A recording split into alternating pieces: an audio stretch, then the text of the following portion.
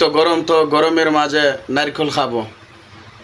গাছ থেকে নারকেল পারলাম, তারপর নারকেল সুলাইতে ব্যস্ত হয়ে গেলাম। নারকেল সুলাচ্ছি, সুলা ফেলে দিচ্ছি, তারপর নারকেলের পানি খাবো।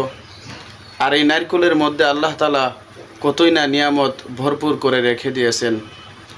নারকেলের পানি এত ঠান্ডা, এত সুমধুর, খুবই স্বাদ।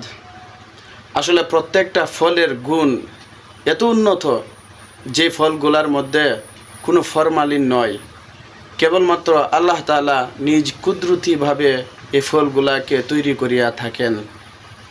এই ফুলগুলা যত মানুষ খাবে ততই তাদের উপকার হবে, অপকার হবে না, মঙ্গল হবে, ক্ষতি হবে না। আসুন আমরা বেশি বেশি করে গাছ লাগাই, আল্লাহ তাআলার নিয়ামত বেশি বেশি করে খাই, আর আল্লাহ তাআলার শুকরিয়া বেশি বেশি করে আদায় করি।